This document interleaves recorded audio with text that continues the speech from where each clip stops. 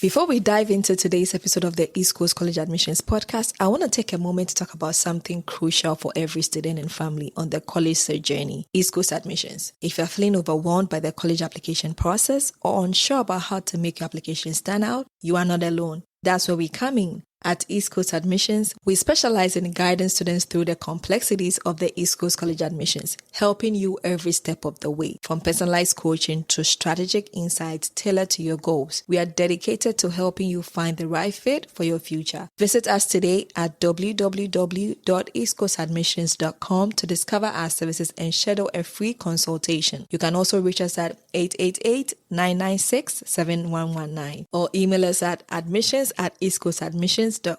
Don't navigate this journey alone. Let East Coast Admissions help you turn your college dreams into reality. Now let's get into today's episode.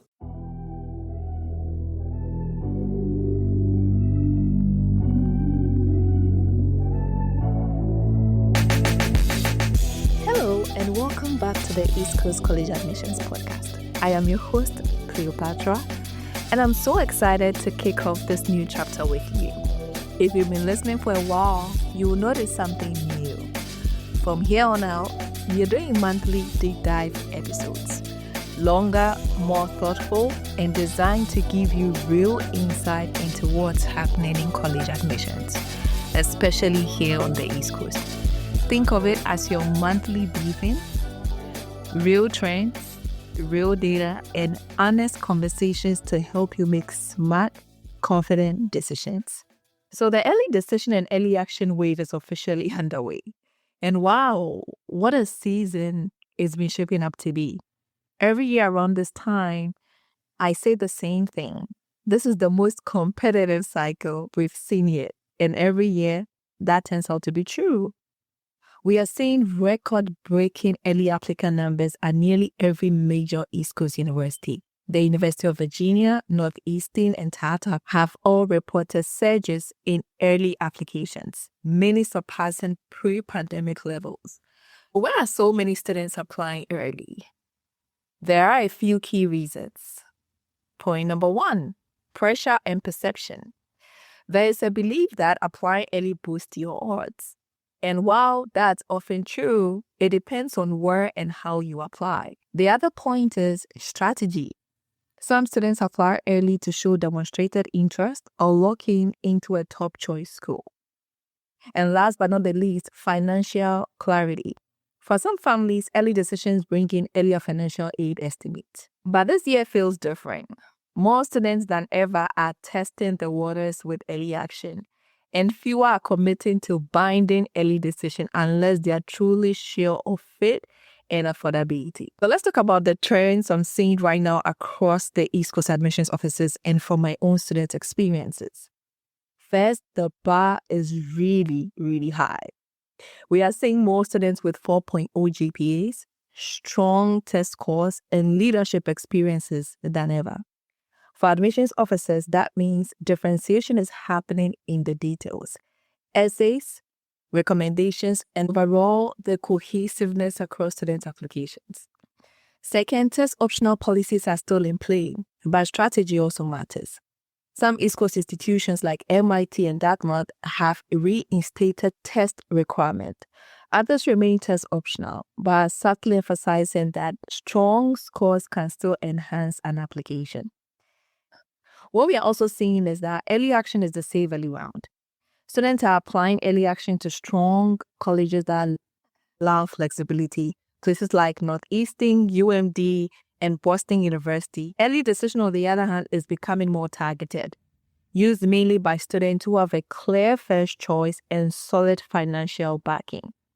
Last but not the least, essays are doing more of the heavy lifting now. When everyone basically looks the same academically, the essay is what moves an applicant from qualified to compelling. Schools want dimension, not perfection. Let's go inside the early reading rule. I've worked on both sides of the table, and let me paint the picture for you. In early November, teams of admissions officers, especially on the East Coast, are already in what we call the first read stage. That means every essay, every recommendation, every activity list is being read quickly but carefully. They are looking for spark. think about academic alignment, school contribution, and the story, why the student. At many colleges, a student's application is read by two regional officers. If they agree, it goes to committee. If not, it is debated. In early decision, because it's binding, those decisions carry more weight. Admissions teams know that accepting you means you are going to enroll, and that shapes the yield strategy. So while early decision does statistically raise your chances, it also raises expectations. They want to see certainty, maturity, and fit. So now let's talk data, okay? Last year, the University of Pennsylvania filled over 50% of its incoming class from the early decision round. Duke admitted more than 800 students through early decision. That's half of its class. Northeast's early action pool jumped 25% in 1 year. This means one thing: the majority of available spots are being filled really early. That's why applying in regular decision now feels harder. Not because students are less qualified, but because there are simply fewer seats left. But don't let that discourage you. Use it to inform your strategy. If you're applying for early action or early decision, here is what matters most. Point number one being that you have to show institutional fit. Don't recycle essays, show them you've done your homework. Reference professors, programs, or values that align with your goals. Point number two, admissions officers can tell when you're trying too hard to sound impressive. They prefer students who sound clear about who they are and what they want. Point number three, be realistic about early decision. If financial aid is a concern, don't feel pressured into a binding decision.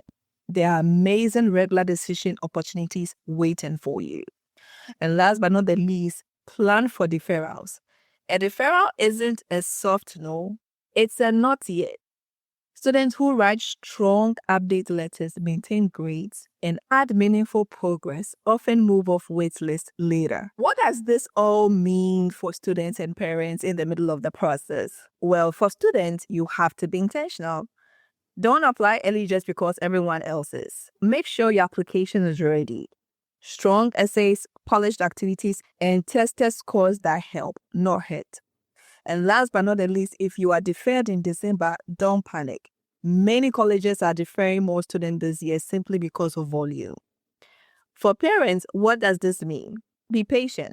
Early results can be emotional, but they don't define the entire cycle. Keep encouraging progress, not perfection. And remember that regular decision is still where most offers are made. I'd like to share my observations from this early season. This is my 10th year working through early season, and every time I notice something new. This year, I've seen more students applying with clarity, not chasing rankings, but choosing schools where they'll thrive. I've also seen students step up and take ownership of their process earlier, which I love. But also, I've seen burnout, the overcommitment, the panic editing at 11:59 p.m., the anxiety. I've seen that a lot this year as well. If you are listening to this and you are exhausted, take a deep breath. It's okay to pause. The process doesn't define you, it's just one chapter. And trust me, when you're on the other side, it'll all make sense. Looking ahead, here's what we can expect for the rest of the cycle. Test optional uncertainty is definitely going to continue. Some colleges may return to requiring scores by next year. Financial aid timelines will be tighter because of FAFSA changes.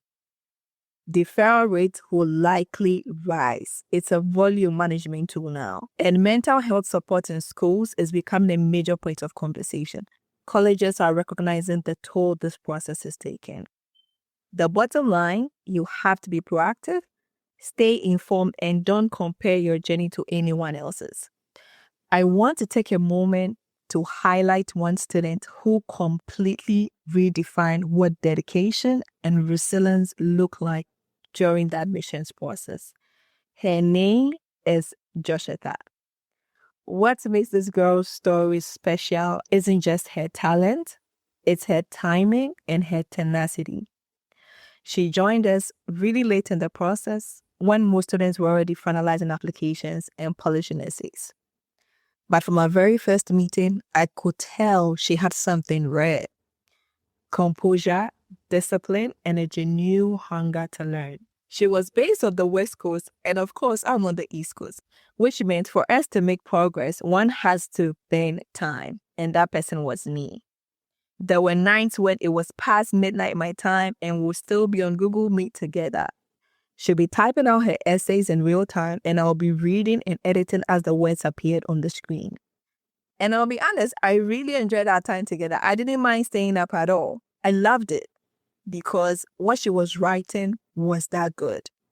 Her essays were so powerful that she became the first student I've ever had wrote 6 complete versions of her personal statement, and every single one of them equally strong. We actually got confused as to what version we're going to go with because they were all that compelling. But what truly stood out was her resilience. She never complained about the workload, never backed down from feedback, and somehow, even through the stress, she managed to keep her energy and her joy. Joshua reminded me that passion always shows up early. Sometimes it shows up right on time. She reminded me why I do this work, that this process isn't about perfect timing, it's about the right mindset. So to Joshua, if you're listening, thank you for the late nights, the laughter, and for reminding me that when a student believes in their story, there is no time zone too far and no deadline is too tight. Now, before I wrap up, I want to share what's new here at East Coast Admissions, okay? Because just like admissions landscape, we are evolving too. First up, the East Coast Admissions Scholars Award. Applications are open for our annual $10,000 leadership, service, and academic excellence. This award isn't about grades, it's about impact. Secondly, the College Compass magazine. Now we are on our 11th issue, and it's becoming one of my favorite projects so far. Each issue features real stories, expert insights, and powerful lessons from families across the country. And we heard you, not everyone wants and needs a full service counseling package. That's why we've introduced group coaching programs, smaller community-based sessions for guidance at a fraction of the cost, mini packages, focus sessions for essay review, interview prep, application strategy, application polish, planning, all of that. And if you've been such a loyal audience, we are doing something special. If you reach out and mention the code podcast20, you'll receive a 20% off on any of our programs or packages this month. We've also expanded our collaborations with some incredible organizations that align with our mission to build globally aware future-ready students. Marguerite Fossat and ACT Prep, Wizen for Academic Tutoring, GYEL, a UN-affiliated initiative building youth leadership and global awareness, Ladder Internships for Professional Experiences, Rosetta Stone for language learning, and Horizon Inspires for research opportunities. These partnerships bring us even more value to our students beyond admissions. As we head deeper into this early admission season, here's my message to every student listening. You've done the work, you've told your story, now it's time to breathe. Early decision and early action are powerful tools, but they are not the end-all be-all. The right college will meet you where you are meant to be. And to parents, thank you for walking this journey with your children. Your support, patience, and faith in them mean more than you realize. This process is emotional, but it's also transformative. So wherever you are right now, waiting, writing, and worrying, take a moment to appreciate how far you've already come.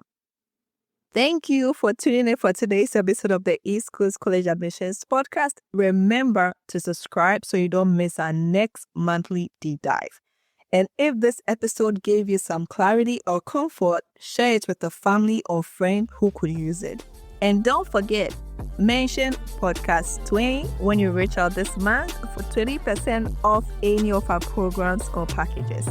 Until next time, I'm Cleopatra, here to help you navigate college admissions with strategy, heart, and perspective.